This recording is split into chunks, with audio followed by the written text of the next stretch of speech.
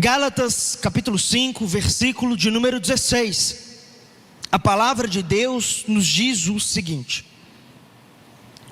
por isso digo, vivam pelo Espírito, e de modo nenhum satisfarão os desejos da carne, pois a carne deseja o que é contrário ao Espírito, e o Espírito o que é contrário à carne.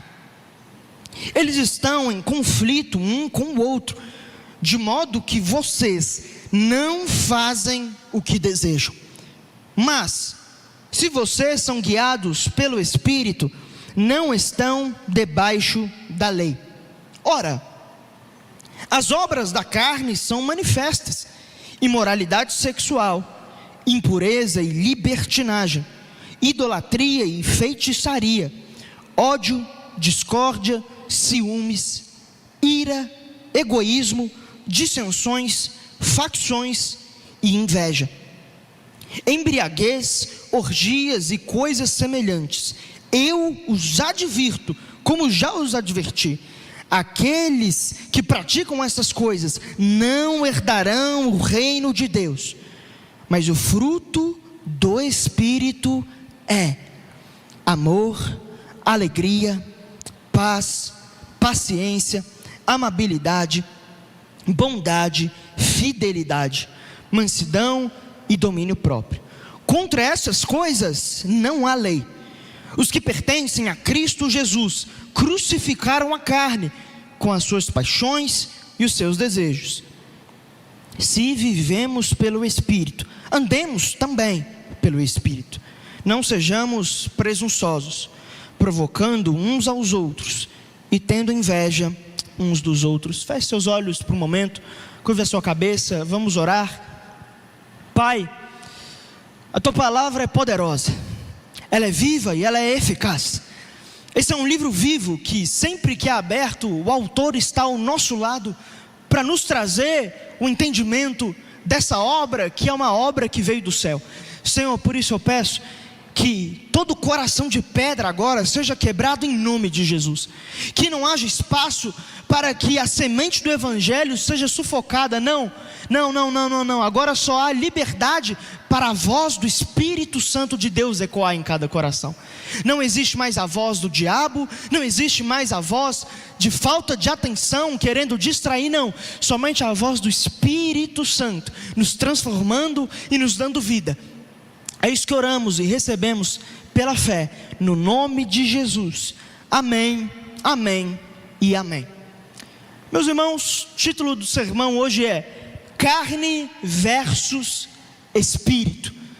Se você não assistiu, eu te recomendo assistir o sermão de semana passada sobre batalha espiritual. Mas partindo desse ponto, eu quero falar com você sobre esse tema. Irmãos, essa é uma batalha que não tem ninguém nesse auditório aqui que não sofreu nisso essa semana. Nós somos seres humanos. Como seres humanos, somos tentados diariamente numa guerra infindável entre duas naturezas que temos dentro de nós: a carne e o espírito. E o curioso é que não tem como a gente falar que está em um se a gente tolera 1% do outro. Não tem como nós dissermos assim: ei, eu vivo pelo Espírito, mas tem 1% da carne que a gente não quer abrir mão. Irmão, 1% da carne é 100% da carne. Paulo está dizendo: olha, existe um duelo muito bem delimitado. Ou é a carne completamente, ou é o Espírito completamente. Eles são opostos entre si, de tal maneira que nós estamos no meio desse fogo cruzado. Irmãos, talvez você está aqui nessa noite e essa semana você caiu em algum pecado. Talvez você está aqui e a guerra está difícil, a luta está difícil. É por isso que precisamos falar sobre esse tema. Para isso, deixa eu te introduzir rapidinho ao livro de Gálatas. Paulo é o autor dessa carta. Ele escreve essa carta por volta dos meados ali do ano 49 depois de Cristo. O que havia acontecido é que Paulo, ele funda essa igreja na região da Galácia, na sua primeira viagem missionária com Barnabé. Ele funda ali nas cidades que estão sendo apresentadas naquela primeira viagem missionária essa igreja, e era uma igreja que vivia numa cidade onde havia um conglomerado, um movimento mesmo dentro do Império Romano, onde muitas pessoas iam. Tinham muitos judeus, tinham muitos romanos, tinham muitos gregos, e essa cidade era meio que uma mudança de cada etnia, de tal maneira que haviam muitos judeus, romanos e gregos dentro dessa igreja. E Paulo, ele escreve essa carta num momento muito peculiar. Após a sua primeira viagem missionária, a igreja, ela levanta uma questão, a questão de que, olha, para ser convertido, é necessário mesmo só o sangue de Jesus? Os falsos mestres, eles entraram nessa igreja da região da Galácia e eram falsos mestres judaizantes.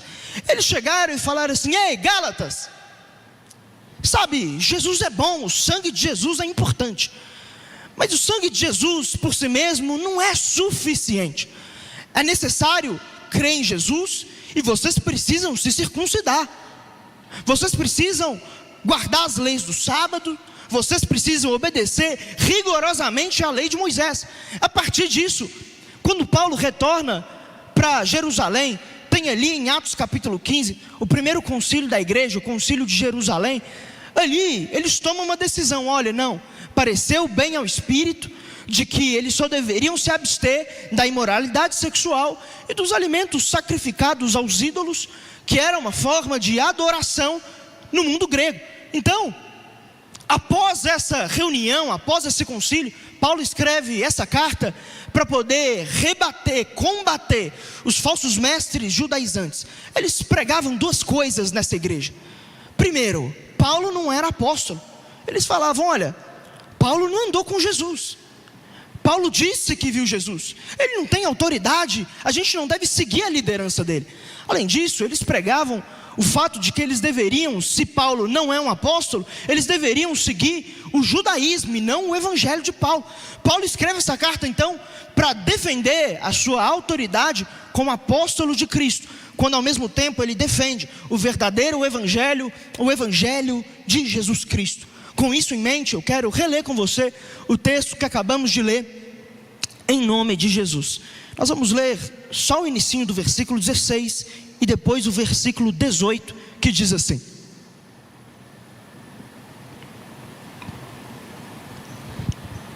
por isso digo, vivam pelo Espírito. Versículo 18: mas se vocês são guiados pelo Espírito, não estão debaixo da lei. Primeiro ponto: andar pelo Espírito é um estilo de vida que nos livra do rigor religioso.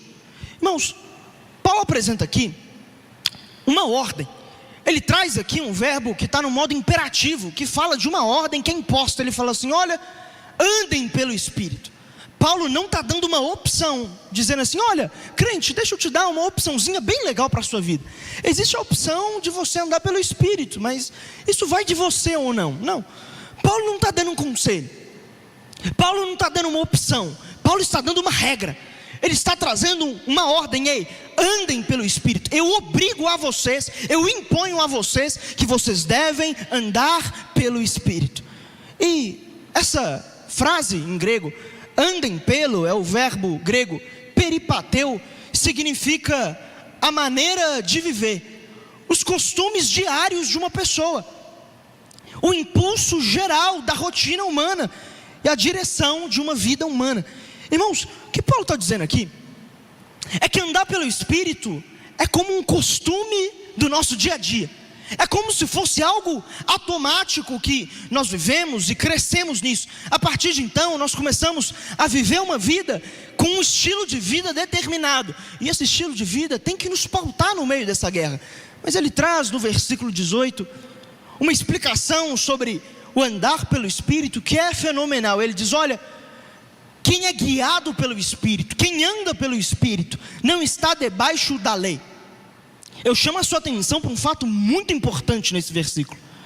Em grego aqui, Paulo ele não coloca um artigo definido, falando: olha, quem é guiado pelo Espírito, não está debaixo da lei, como se fosse a lei de Moisés. É um termo genérico. Paulo está dizendo, olha, quem cumpre essa uma regra de andar pelo Espírito, não está debaixo de mais nenhuma regra, porque todas as outras regras se cumprem naturalmente quando se cumpre a regra de andar pelo Espírito. Obviamente, Paulo ele está, a primeiro momento, quando fala da lei, trazendo a lei de Moisés, mas por não usar o artigo definido, é muito claro que ele está falando de absolutamente qualquer tipo de lei. Quem vive pelo Espírito, quem vive esse estilo de vida, que é uma ordem, não precisa mais temer mais nenhuma ordem, porque elas se cumprem naturalmente nessa natureza de viver pelo Espírito. Irmãos, nós precisamos então entender o que é esse costume diário. Sabe qual que é a realidade? Quando a gente fala de viver pelo Espírito, as pessoas acham que viver pelo Espírito é você ler a Bíblia e orar todo dia, e sentar lá e olha, bati meu ritual, cumpri essa regrinha. Irmãos, é óbvio que viver pelo Espírito vai incluir essas práticas devocionais, mas isso não é uma vida pelo Espírito. Sabe por quê? Orar e ler a Bíblia não é algo que nós fazemos com uma regrinha no nosso dia. Não. É um estilo de vida que nós não conseguimos viver sem. Nós vivemos pelo Espírito. É um costume. De tal forma que, olha, andar pelo Espírito não é só quando eu estou lendo a Bíblia e orando. Porque Paulo está dizendo, olha, vocês não podem deixar de viver pelo Espírito. E você trabalha, você estuda. E a pergunta que fica é, como que eu vou andar pelo Espírito se eu ainda não virei um monge? Se eu ainda não me tranquei numa caverna, fiquei lendo a Bíblia toda e só vivo orando? Irmãos, é porque é um estilo de vida. Eu vou profetizar aqui só para você ver que eu sou profeta. Sabe o que você faz? Assim que você acorda, a primeira coisa que você faz aqui, ó. Aí o dedo vai lá no Instagram, aí abre o Instagram, aí vai lá no Reels. Aí você estava atrasado. Aí você, depois de 15 minutos, fala assim, meu Deus, por que eu fiquei tanto tempo aqui mexendo no celular? Já podia ter levantado, já podia ter tomado café da manhã, adiantado minha vida, lavado vasilha. Sabe por quê? Virou para mim, para você, um costume. Acordar e pegar o celular. É um estilo de vida que nós nos adaptamos a ele e escolhemos a ele. Irmãos, deixa eu te falar um negócio. Um estilo de vida não é uma regra que nós impomos de fora para dentro. Olha, eu sou obrigado a vir na igreja todo domingo. Não é um negócio que você fala assim, olha, eu leio a Bíblia todo dia, nesse horário. Eu não estou falando que isso é errado, entenda bem. Não é algo de fora para dentro, é algo de dentro para fora. Paulo está dizendo, andem pelo Espírito. O Espírito, ele está dentro do nosso espírito, a nossa parte imaterial. Ou seja, irmãos, deixa eu te falar um negócio. Tem muita gente tentando vencer o pecado na força de uma regrinha fajunta. E não vem, sabe por quê? Você não está mais lendo a Bíblia e orando para buscar a Deus. Você está lendo a Bíblia e orando para cumprir uma meta que você mesmo criou. Tem gente que vem na igreja e não é para ser mais parecido com Jesus. Sabe para quê? É para falar que veio. Com isso eu não estou dizendo que você não deva vir à igreja semanalmente. Não estou dizendo que você não deva ler a sua Bíblia e orar. Eu estou dizendo algo, irmãos. Qual foi a última vez que você ficou com uma vontade de ler a Bíblia? Como se você tivesse alguém que era drogado em Bíblia. Bíblia, meu Deus, agora eu estou sem. É um viciado. Qual foi a última vez que isso foi de fora para dentro? Isso explica o porquê que a gente perde tanto na luta contra o pecado. Eu me lembro de uma vez, um caso que eu conto bastante porque me marcou muito. Quando eu encontrei um jovem e fui ter um atendimento com ele, ele falou assim, Davi, eu preciso conversar com você. Eu falei, vamos conversar. Ele falou, olha, eu leio a Bíblia todo dia, entre 6 a 9 capítulos, todo dia. Ele diz, não, mas eu também, eu oro 30 minutos de cronômetro todos os dias. Eu já estava pensando assim, meu Deus, tudo isso será seu se prostrado o adorares, assim, já estava quase adorando a pessoa já, é muito crente. Mas aí ele virou e falou assim, olha, mas tem um porém. Tinham 3 meses e 15 dias que eu não caía em um determinado pecado. E hoje eu caí, eu estou muito mal. Eu falei assim, irmão, você me dá liberdade para falar um negócio que vai te escandalizar um pouquinho, mas depois vai fazer sentido? Ele me olhou assim, como quem falou: meu Deus, o que vai sair da boca desse cara? Eu falei: olha, seu problema é que você está contando vantagem diante de Deus.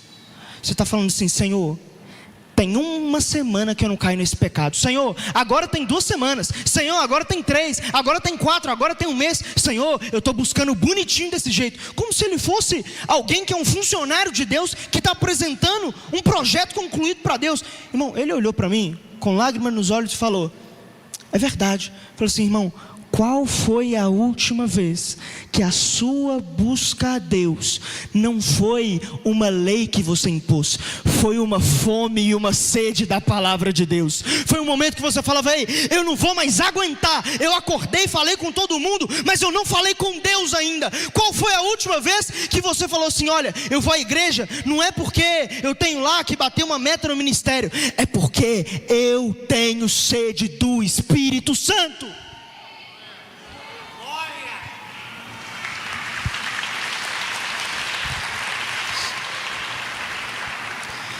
Irmãos, isso leva para mim e para você ao lugar de estarmos completamente livres da lei, ao passo de que estamos andando com o Espírito Santo. Ele é uma pessoa, ele é uma pessoa, é a terceira pessoa da Trindade, é o Deus Todo-Poderoso. E quando nós andamos por meio do Espírito Santo, a Bíblia fala algumas coisas maravilhosas que acontecem. A Bíblia diz em 1 João capítulo 3, versículo 13 e o versículo 16, que diz: desta forma sabemos que permanecemos nele e ele em nós. Ele nos deu do seu Espírito. Assim conhecemos o amor que Deus tem por nós e confiamos nesse amor. Deus é amor. Todo aquele que permanece no amor, permanece em Deus e Deus nele. Desta forma, o amor está aperfeiçoado entre nós, para que no dia do juízo tenhamos confiança, porque neste mundo somos como Jesus. No amor não existe medo, pelo contrário, o perfeito amor expulsa fora todo medo, porque o medo implica castigo. Irmãos, quando você anda pelo Espírito, você para de ter um relacionamento com Deus, em que Ele é o patrão do universo e você é um funcionário, e que você não peca, sabe por quê? Porque você tem medo do castigo, você tem medo das consequências. Mas irmãos, quando somos guiados pelo Espírito, Ele nos leva a um lugar de primeiro amor, Ele nos leva a um lugar de intimidade, de relacionamento com o Pai. E nesse lugar de intimidade, nós obedecemos a Deus, não por medo, mas por amor, porque nós olhamos e falamos assim: meu Deus, o que é esse petisco do inferno aqui, comparado com o pão que desceu do céu, que Deus está me oferecendo? O que é esse pecadinho aqui, perto da intimidade com o Espírito Santo? O que é esse prazerzinho pequeno, comparado à alegria e o prazer eterno que existe à direita de Deus? Como está o amor do seu coração? Tem como estar na igreja, mas a gente deixou de amar a Deus muito tempo. Tem como estarmos aqui, mas o nosso amor virou fingido. A gente finge que ama a Deus. Quando somos guiados pelo Espírito Santo, somos fortalecidos para vencer as obras da carne. Romanos 8,13. Se pelo Espírito vocês fizerem morrer os atos dos seus corpos, viverão. Irmãos, é só por meio do Espírito Santo que nós vencemos o pecado. Você não tem capacidade, eu não tenho capacidade, mas maior é aquele que está em nós do que aquele que está no mundo. Você quer vencer pecado? Chama o Espírito Santo.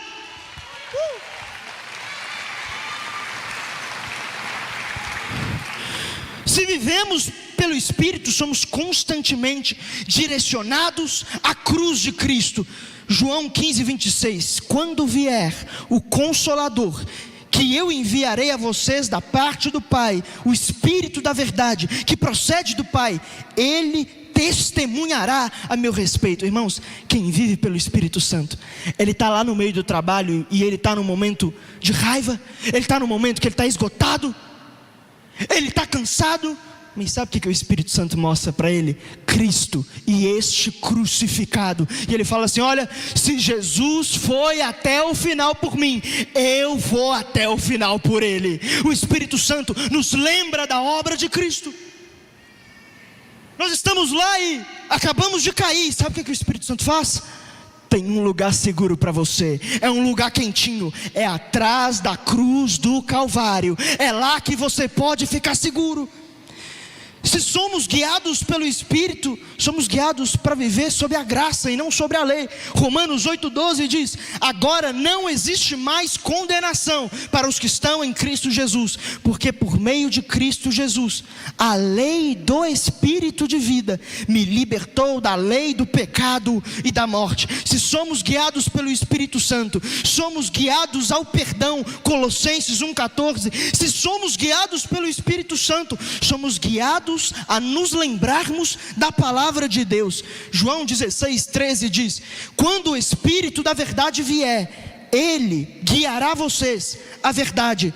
E João 17,17 diz: santifica-os na verdade, a tua palavra é a verdade. Irmãos, quem é guiado pelo Espírito Santo, ele está lá no meio do trânsito, aí vem um carro e fecha ele. Sabe o que ele faz? Na hora que ele está para gritar, chamar de filho de Nabucodonosor, sabe o que ele lembra? Não saia da boca de vocês palavra torpe. E ele fica caladinho. Quem é guiado pelo Espírito Santo está num momento de decisão, de ansiedade, falando: olha, não vai dar certo. Mas aí, sabe do que ele se lembra? Ele se lembra de Filipenses 4,4: não andem ansiosos por coisa alguma, apresentem seus pedidos e orações diante de Deus, e a paz de Deus, que excede todo entendimento, vai guardar o coração e a mente de vocês. Irmãos, quem está cansado, lembra de Hebreus capítulo 12, que diz: tendo os olhos fitos em Jesus, autor e consumador da nossa fé, Ele, pela alegria que lhe fora proposta, suportou a cruz e desprezou a vergonha. Pensem bem naquele que suportou tal oposição dos pecadores contra si mesmos, para que vocês não se cansem e nem desanimem. Irmão, deixa eu te perguntar, o que tem ocupado a sua mente durante o dia? Porque isso mostra se você está vivendo pela carne ou pelo Espírito. Você está pensando mais nas coisas da terra ou na palavra de Deus? Porque por vezes é triste isso. A Bíblia, ela deixou de ser para muitos cristãos um livro que é a palavra de Deus, e virou só um livro teórico que a gente abre na hora do culto e tem um sermão bacana. Não, irmão, o Espírito Santo quer nos lembrar da palavra de Deus o dia inteiro. Mas eu quero ler com você o versículo 17, que diz assim: pois a carne deseja o que é contrário ao Espírito, e o Espírito que é contrário à carne. Eles estão em conflito um com o outro, de modo que vocês não fazem o que desejam. Segundo ponto: não fazemos o que queremos, mas seguimos a natureza em que andamos. Paulo, ele diz que essas duas naturezas, elas militam uma contra a outra. Essa palavra se refere a um protesto. Imagine um protesto político, em que um partido A protesta contra o partido B, e vice-versa, o partido B, ele vai protestar contra o partido A. Irmãos, a gente vive isso o dia inteiro. A gente está lá e está num momento em que a carne está gritando. Aí vem o Espírito e fala assim: opa, mas você não é crente? O que você está indo fazer aí, capeta? Aí vem, na hora que você está lá no momento devocional, isso acabou tudo, a carne vem e fala assim: ah, mas Deus perdoa, se você fizer uma vezinha, o que vai dar? Aí vem o Espírito Santo: não, mas a palavra diz isso. Eles estão em constante protesto um com o outro. E o que Paulo diz é que nesse conflito a gente não tem o nosso querer, nós não temos a capacidade de fazer o que a gente quer, nós meramente reproduzimos a natureza em que estamos sendo guiados. Irmãos, isso tem que nos levar a um lugar de entender a chave para a santificação. Irmão, vou fazer uma pergunta nessa noite: você quer ser santo? Você quer ser liberto de vícios? Você quer ser parecido com Jesus? Você quer manifestar o fruto do Espírito? Tem uma coisa que você precisa entender: você não tem esse poder, Você não tem a capacidade de se santificar. Nós não escolhemos a obra que nós vamos produzir, mas nós podemos escolher a natureza que nos guiará, e os frutos dessa natureza serão meras consequências naturais. Irmão, deixa eu te dizer, quantas vezes você lá, mula velha de Jesus, falou assim: ó, eu não caio mais nesse pecado não, Senhor. Eu prometo aqui, em nome do Pai, do Filho e do Espírito Santo, receba. Sabe o que aconteceu? Você caiu de novo. Quantas vezes você virou e falou: não, mas aqui agora eu já estou maduro, já sou o super crente da fé, mas não deu certo. Sabe por quê, irmão? A gente precisa entender um lugar de dependência, em que nós escolhemos somente a natureza que nos guia. É por isso que Paulo disse: olha, quando eu sou fraco, é aí que eu sou forte. Quando eu entendo que eu não posso me santificar, eu entrego o controle da minha santidade nas mãos do Espírito Santo, e aquele que começou a boa obra em nós é fiel para completá-la até o dia de Cristo Jesus. Abra mão de se santificar, abra mão de falar: olha, eu prometo, fala assim: Espírito Santo, eu não tenho capacidade de fazer nada, eu acabei de pedir perdão, daqui a 5 minutos eu posso cair de novo, mas uma coisa eu vou fazer, Espírito Santo, eu vou escolher viver contigo na minha alma, todos os segundos, todos os momentos. Eu estou lá dirigindo, eu estou dirigindo no meu coração junto com o Espírito Santo. Eu chego em casa para fazer o devocional, eu estou com o Espírito Santo. Irmãos, nós não escolhemos o que fazemos, mas graças a Deus que o mesmo Espírito que ressuscitou Jesus Cristo dentre os mortos é esse Espírito poderoso que habita dentro de mim e de você. Ele tira toda a imundícia do pecado, ele tira as cadeias de Satanás, e ele diz: ei, agora você vai ser santo, porque o seu Senhor é santo. Isso tem que ser uma consciência dentro de nós. Isso tem que ser uma consciência de que sempre que temos a tentação, a gente não pode ir para a força do braço. Nós não podemos ir para a lei, porque se a gente vai na força do braço, a gente vai assim, ó, o pecado está ali.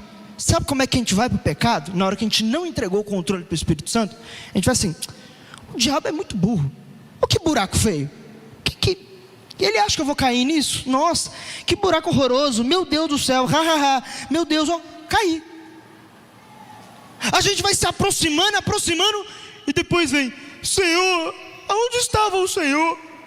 Irmão, não é onde estava o Senhor, é aonde estava a sua alma rasgada diante do Espírito Santo para andar com Ele.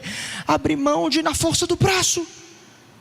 Deus, Ele nos tira, quando cremos em Jesus, da lama do pecado, mas na santificação com o Espírito Santo, Deus, Ele vai tirando a lama do pecado de nós. Irmãos, Jesus quer dar vestes brancas para a sua igreja, Jesus quer devolver a pureza, mas para isso temos que entender um lugar de dependência, de olha, o pecado, eu não venço ele na força do meu braço, a única coisa que eu faço é, eu busco o Espírito Santo, aproximando-se do trono da graça, com confiança, para receber graça e misericórdia, no momento da necessidade.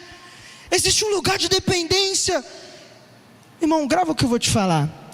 A maior vitória que eu e você podemos ter todos os dias é perder para o Espírito Santo.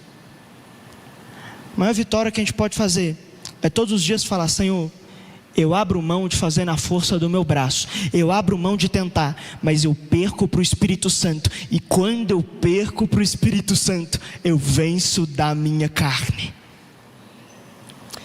Quero ler com você versículo 19 ao 21, que diz assim: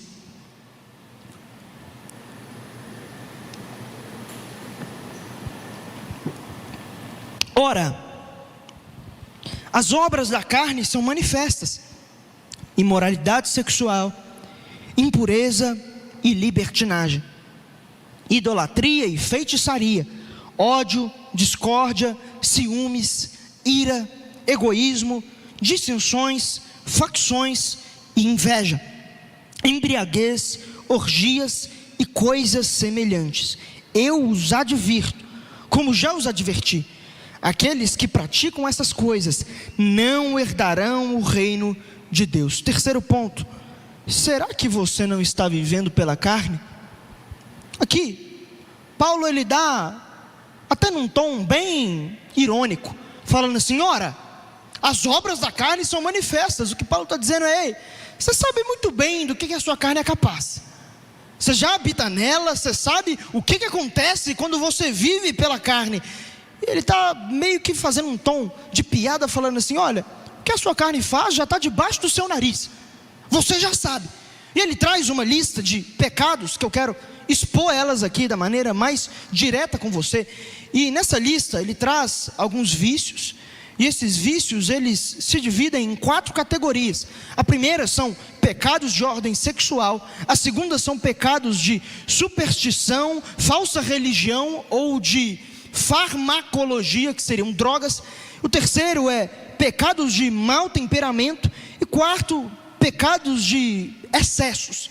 Entendendo isso, a primeira lista que Paulo nos dá é a lista dos pecados sexuais. Ele usa 3 palavras para falar sobre o pecado sexual.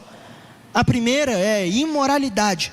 Imoralidade é um nome genérico para todos os tipos de pecados sexuais que nós temos na Bíblia. A impureza, no original grego, significa alguém que está com vestes sujas. No Antigo Testamento, na tradução hebraica, que nós chamamos a Septuaginta, do Antigo Testamento para o grego, essa palavra se refere, lá em Levítico, um livro que muita gente não gosta, né? Em que fala que as pessoas estavam cerimonialmente impuras e precisavam lavar suas vestes. Paulo está trazendo uma ideia de pessoas que são sujas, são imundas, sexualmente falando, são pervertidos sexuais. A terceira palavra, libertinagem, no grego, auségia, significa desejos pervertidos e excessivos. Irmãos, eu vou ser bem direto com você. Pecado sexual é o problema de, eu creio que 90% dos jovens. Está chegando o carnaval muito em breve. É assustador como é que as pessoas ficam. Você passa na rua e, irmão, está todo mundo igual um bicho. Igual um bicho que está só ali no cio e quer satisfazer seus desejos. Irmão, é uma imundícia, é uma baixaria. A pornografia, por exemplo, ela sustenta um mercado imundo hoje no planeta. E, irmãos, isso é uma impureza, isso é uma libertinagem. Irmão, a verdade é que a verdade precisa ser falada. Deus ainda está chamando jovem que quer ser santo sexualmente. Deus ainda está chamando pessoas que falam assim: olha, eu amo mais Jesus do que os prazeres da minha carne. Irmão, o pecado sexual, ele tem um propósito só: ser feito no casamento heterossexual e ponto final. É isso que é de fato o casamento e a maneira de praticar o desejo sexual. Minha pergunta é: você está aqui hoje, será que a sua carne não está muito manifesta, não? Será que você não está aqui, por exemplo, e eu vou pegar um pouquinho relacionado a homem, tá? Irmão, tem homem que não consegue mais ver a mulher de uma maneira pura, tanto que a pornografia comeu o cérebro. Ele olha para a mulher como um pedaço de carne que tem que ser consumido e descartado. Não consegue mais ser puro. Pode acontecer também o contrário, sim, acontece em mulheres também. A gente está perdendo a humanidade das pessoas, como se fosse uma latinha da Coca-Cola que a gente toma e descarta. Não, irmão, é um ser humano criado à imagem e semelhança de Deus. Irmão, na pornografia você não está se excitando com uma pessoa lá, é um monte de pixel. Você está se excitando com pixels. Paulo passa a falar de pecados de falsa religião ou farmacologia. Ele fala primeiro sobre a idolatria. No passado, a idolatria ela era muito mais comumente praticada por meio de ídolos, de fato, que tinham mãos, braços e pernas de madeira, de barro, de bronze, de ouro. E hoje ainda tem, irmão. É por isso que, por causa desse texto, nós não fazemos orações a nenhum ídolo de madeira nem de barro, porque só tem um mediador entre nós e Deus, Jesus Cristo, o homem. Mas às vezes, nós evangélicos caímos em um outro tipo de idolatria, que não é com uma imagem na frente, é uma imagem aqui dentro do coração. Irmão, tem jovens que terminam com a namorada, por exemplo. Sabe o que eles querem fazer? Eles querem se matar. Sabe por quê? a outra pessoa virou um Deus, virou um ídolo no coração dele. E quando aquele Deus é quebrado, ele quer se quebrar também. Tem pessoas hoje que idolatram o dinheiro, tudo é correr atrás. Irmão, a gente tem realmente que conquistar, a gente tem que trabalhar, mas tem pessoa que agora virou um coach ambulante, não está andando pelo espírito, está andando pelo coach. Tudo é não, eu preciso ganhar uma vantagem aqui. O que tem de crente devendo um ao outro e não paga, irmão, é um negócio assim surreal. Irmãos, inclusive o ministério pode ser o ídolo do seu coração. Estar aqui em cima pode ser o ídolo do seu coração, e você não está querendo adorar Jesus. Se a intenção for só estar aqui, não, irmão, eu estou aqui, mas Deus teve que lutar demais para mim não poder estar aqui. Sabe por quê? Irmão, vou fazer uma pergunta. O que é? A única coisa que o homem vê e que Deus não vê, sabe o que é? Outro Deus além do Senhor. Só nós podemos enxergar nas coisas materiais um ídolo que toma o lugar de Deus no nosso coração. Paulo diz sobre a feitiçaria. Aqui esse termo se refere a duas coisas. Se refere primeiro ao uso de bruxaria que acontecia no passado, em que se invocavam mortos e espíritos. Irmãos, isso na Bíblia é pecado veementemente declarado. Não existe como invocar ninguém que já faleceu, que não seja alguém que não é coisa boa, viu? Só avisando isso mesmo. Mas irmãos, além disso, esse termo em grego, farmakeia, se refere ao uso de drogas de qualquer espécie, porque os bruxos, os feiticeiros do passado, ao realizar esses rituais, eles usavam drogas entorpecentes, e a partir de então tinham alucinações. Irmão, está chegando o carnaval, a gente vai ver uma cena que é triste, gente vomitando no meio da rua, gente se injetando. Irmão, de verdade mesmo, eu nunca entendi, nem quando eu não era convertido e não queria saber de Jesus, eu nunca entendi qual que é a graça de você entrar lá numa festa ou na boate, ficar até 4 horas da manhã e ficar usando coisa e ficar assim, meu Deus, é insuportável, eu ia matar alguém lá, eu não ia aguentar desviar não, meu Deus do céu. Mas irmão, a minha farmaqueia aqui, eu vou até brincar aqui agora, peraí, a minha farmaqueia é isso aqui, ó. É Neossoro, irmão. Sou viciado em respirar, mas isso daqui não é vício em drogas, tá? É vício em respirar, porque senão eu não respiro, tá bom? Então, meu pecado a gente pode passar pano. Brincadeira. Irmãos, Paulo passa então aos pecados de temperamento. Ele diz primeiro sobre o ódio. O ódio é uma palavra usada que é justamente em grego o exato contrário do amor. O amor, ele procura o bem do próximo e devolver a glória a Deus. Mas o ódio é exatamente o oposto. Ele deseja prejudicar o próximo, tirando proveito dele e trazendo glória para ele mesmo, ao invés de devolver ao Senhor. Irmãos, essa palavra aqui, ela fala de um tipo de pessoa, que é um tipo de pessoa que vê qualquer um, ele quer sempre tirar vantagem. Ele sempre vai para a discussão. A pessoa que está do seu lado fala assim: cara, você tem R$1 para me emprestar? Não tenho não. Não, você tem um colírio? Tem não. Não, mas você tem um Neossoro? Tenho. Aí quer qualquer coisa, quer tirar proveito. Irmão, tem gente que é manipulador. Tem pessoa que não quer saber do bem do outro, fica usando os outros como um fantoche, como uma marionete na sua mão. Paulo diz sobre a discórdia, que é um termo que fala de uma mente hostil. É alguém que gosta de causar divisões e dissensões. Irmão, eu vou profetizar já na sua vida de novo.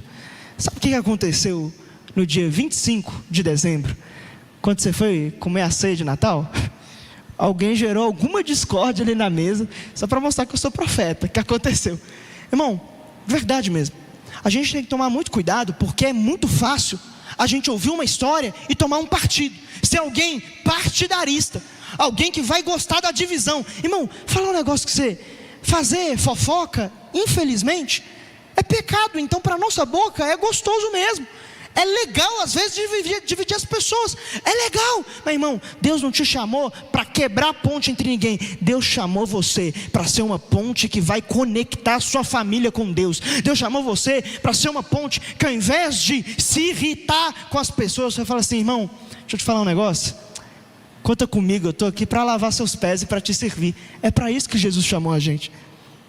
Paulo fala sobre os ciúmes, e aqui é um ciúmes negativo, que quer sempre estar tirando vantagem pessoal e de maneira egoísta, quer se impor sobre o outro e desqualificar o outro. Irmão, tem uma coisa, o ciúmes, ele tem um lado positivo, um ciúmes que é bom, que é o ciúmes em que eu desejo o bem da pessoa. Olha, eu quero essa pessoa aqui perto, porque eu quero o bem dela, eu sei que aquilo é ruim. Mas irmão, falar um negócio para você aqui, você está em um relacionamento, vigia, que tem gente que tem um ciúmes doentio, quer ser um sanguessuga. Irmão, é muito claro. A pessoa começou a namorar, sabe o que acontece? Ela desaparece da igreja, parece que foi raptada, houve um arrebatamento, ela foi para o céu. Aí, volta 7 meses depois, falando assim: aí acabou que ela me tirou da igreja, sabe? E aí eu não sei o que aconteceu. Irmão, é lógico, você começou a namorar uma pessoa que não era cristã, ciumenta, possessiva, é nisso que vai dar mesmo. Irmão, a ira, olha que coisa maravilhosa. A gente já está caminhando aqui para o 4º ponto, dá uma esperada aí. Irmãos, a ira é um termo que a gente já conhece muito bem. Irmão, deixa eu te falar, às vezes a gente tem uma tendência a tratar os pecados de temperamento como se fossem pecadinhos. A gente fala assim: olha, se irar, falar palavras torpes, causar divisão, não, isso daí é pecado. Mas é tipo uma regra de trânsito, sabe? Aquelas coisas que ninguém obedece. Está lá falando assim: faixa de ônibus exclusivo. O que a gente faz? A gente vai na faixa de ônibus. A gente acha que isso daqui é uma brincadeira, mas irmão, Paulo está dizendo que esses pecados de temperamento, quem vive nessa prática não herdará o reino de Deus. Irmão, alguém te fechou no trânsito, você vai chamar de filisteu, filho de Nabucodonosor, você vai chamar de, irmão, qualquer coisa, mas a gente não pode xingar não. Crente de verdade tem a boca limpa. Irmão, gritaria não é coisa de cristão. Você está na sua casa, irmão, os outros podem gritar com você, mas deixa eu te falar um negócio, você é crente, você não levanta a voz, porque a ira é o momento em que damos lugar para o diabo. Paulo diz isso em Efésios capítulo 4. Paulo diz sobre o egoísmo. A palavra grega que é philautoi, que é apaixonados por si mesmos. São pessoas que têm um coração corrompido, que é bem narcisista, egocêntrico. Irmão, sabe, a gente vive numa era das redes sociais que nós vivemos numa disputa de ego ridícula, para ver quem tem mais seguidor, para ver quem tem mais engajamento, para ver quem tem um corpo mais bonito. Irmão, a gente criou um circo do ego, em que a gente está sendo os palhaços principais, e que a gente está falando: olha, não, mas eu acho que não me trataram tão certinho assim. Irmão, ninguém, quando você entrou aqui, às vezes as pessoas falam: não, me olharam desse jeito. Irmão, as pessoas estão com um problema demais para colocar você no centro do universo. Eu estou aqui, irmão, eu não sou o centro do universo não. Eu não preciso ficar pensando o que estão achando de mim. Não, irmão, isso é um narcisismo do nosso coração. É um coração apaixonado por si mesmo, que quer o centro das atenções, que é o holofote o tempo inteiro. Sabe, a gente está aqui no culto, e tem uma única pessoa nesse culto que você não consegue ver o rosto. E sabe quem que é? É você mesmo. É porque Deus não te fez para olhar para você mesmo, Deus te fez para olhar para o outro. A partir de então, Paulo ele traz a última lista, que é da embriaguez, das orgias e coisas semelhantes, a qual também estes de maneira nenhuma herdarão o reino de Deus. Mas agora eu quero ir com você para o nosso 4º e último ponto, versículo 22 ao 26, que diz assim: mas o fruto do Espírito é amor, alegria, paz, paciência, amabilidade, bondade, fidelidade, mansidão e domínio próprio. Contra essas coisas não há lei. Os que pertencem a Cristo Jesus crucificaram a carne com as suas paixões e os seus desejos. Se vivemos pelo Espírito, andemos também pelo Espírito. Não sejamos presunçosos, provocando uns aos outros e tendo inveja uns dos outros. Quarto e último ponto: o fruto de andarmos pelo Espírito. Paulo faz um jogo, uma contradição com as obras da carne. A carne possui obras, mas o Espírito produz frutos. Um fruto, na realidade. Por quê? Porque as obras da carne são coisas que nós já fazemos. A obra é algo que o ser humano faz. Agora, o fruto espiritual é algo que o ser humano não é capaz de trazer. É necessário que alguém, que é o próprio Espírito Santo, esteja nos regando, nos alimentando espiritualmente, para que tenhamos esse fruto. Ou seja, é algo que não está na nossa capacidade, mas quando andamos pelo Espírito, é algo naturalmente produzido. E a primeira parte que Paulo diz é sobre o amor. Irmãos, o amor é o sentido da gente estar aqui. Eu estou aqui porque eu amo a Jesus mais do que qualquer coisa na minha vida. Eu estou aqui porque quando eu recebi Jesus, Ele me deu uma missão. Olha, ame o seu próximo como a si mesmo. A partir do amor, eu tenho uma reorientação da minha vida. Sabe por quê? O que o mundo prega é o seguinte: não, amor, o amor é algo muito bonito. Mas sabe o que é o amor do mundo? Você tem que me aceitar do jeitinho que eu sou. Isso é amor. Não, irmão. O amor do Evangelho é Deus em primeiro lugar, os outros em segundo, e eu e você estamos lá no final da fila. Paulo diz sobre a alegria. Ele traz esse termo que trata de uma vida cheia de gargalhadas, boas dádivas, senso de bem-estar, bem-estar mental e espiritual, um regozijo no Espírito Santo. Irmãos, a alegria é algo que só quem segue a Jesus de verdade pode dizer que tem. Porque as pessoas dizem que tem alegria no mundo, tem alegria nos prazeres, mas elas entram dentro do quarto e não sabem o que estão fazendo da vida. Mas a gente que está aqui, sabe o que a gente está fazendo da nossa vida? Prossigo para o alvo, a fim de ganhar o prêmio. E esse alvo, meu irmão, não é nada terreno, é Cristo Jesus. Ele é a alegria dos homens. Eu nunca tive tanta alegria no mundo, mas eu tenho alegria plena quando eu sou cheio do Espírito Santo. Tem um poema que diz: existe alegria em servir a Jesus Cristo. Caminhando na minha jornada, a alegria que preenche o meu coração de louvores a cada hora do meu dia. Existe alegria em servirmos a Jesus, alegria que triunfa sobre a minha dor, enche a minha alma de música celestial, até que me una à alegria do Senhor. Existe alegria em servir a Jesus, alegria mesmo nas noites escuras da minha alma, pois tenho aprendido o grande segredo, estou andando em plena luz. Existe alegria em servir a Jesus. Paulo trata sobre a paz.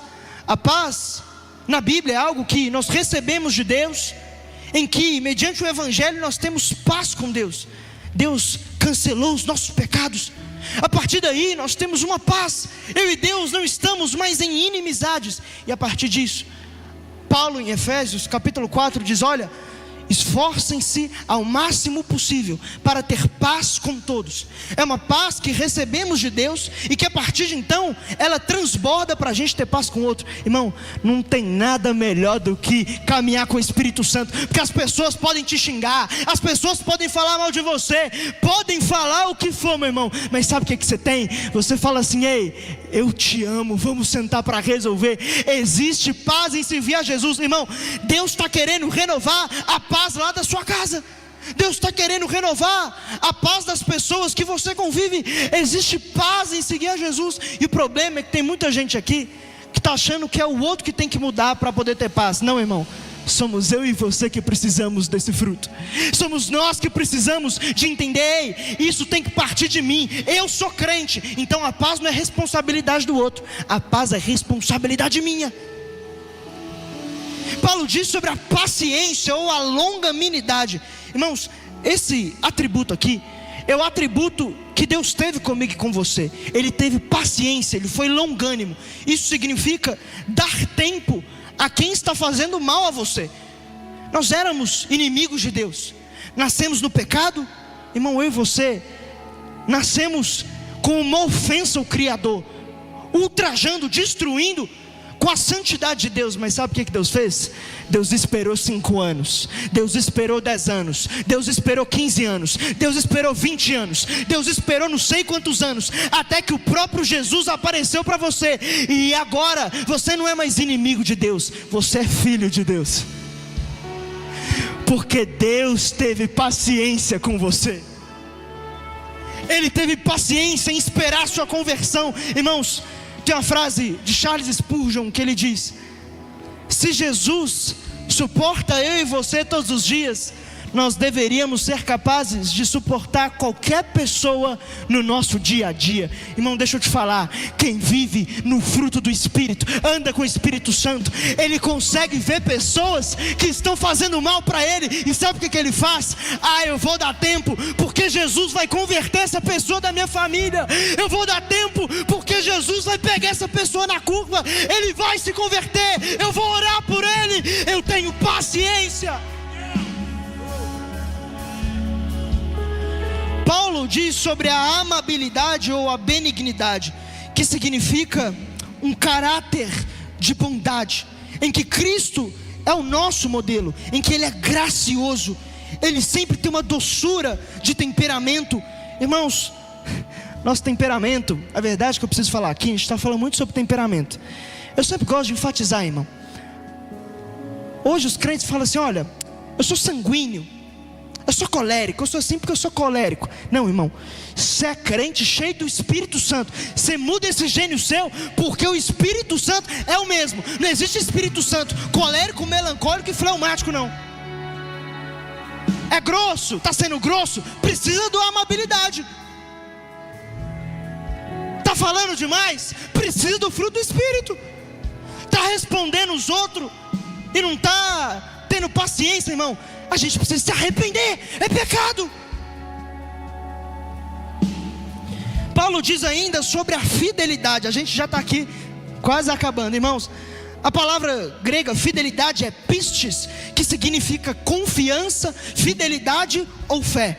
É uma fé que nós temos em Cristo, que nos dá confiança em Cristo, e a partir disso nós somos fiéis a Cristo. Irmão, deixa eu te falar, quanto mais você ter fé que o nome de Jesus é suficiente, mais parecido com Jesus você vai ser, mais você vai vencer o pecado, porque a justiça de Cristo, a fidelidade de Cristo, e Cristo foi obediente até a morte de cruz, e a partir do Espírito Santo temos a possibilidade de sermos fiéis, assim como nosso Senhor foi fiel. A gente não vai negociar para o diabo, a gente não vai cair nas mesmas tentações, não. Nós vamos crer em Cristo e a partir disso agir como Cristo. Paulo diz sobre a mansidão, esse é o penúltimo. Ele traz a palavra grega prautes, que significa gentileza, cortesia. Irmãos, Deus está querendo que você seja mais doce no seu falar. Mas o último, ele diz sobre o domínio próprio. Irmãos, essa palavra ela é geralmente utilizada para falar de domínio relacionado aos desejos sexuais. Irmão, na carne o homem perde o seu controle, mas vivendo com o Espírito, o homem ganha de volta o controle sobre as suas ações. É por isso que a prova de que o cristianismo é verdade, eu vou fazer a seguinte pergunta: chame um ateu aqui e ele fala: olha, me prova que o cristianismo é verdade. Eu vou dizer: olha, me prova uma pessoa que foi transformada pelo ateísmo, e eu vou te mostrar pessoas que eram grossas, agora são mansas. Pessoas que viviam depravadas no mundo, agora são homens de uma mulher só. Pessoas que eram totalmente depravadas, ladrões, mas agora estão cheios do fruto do Espírito. Sabe por quê, irmão? Eu e você somos a prova no fruto do Espírito de que Jesus Cristo está vivo. E uma pergunta é: quantos aqui já crucificaram a sua carne com Jesus e dizem: ei, Jesus, eu quero esse fruto?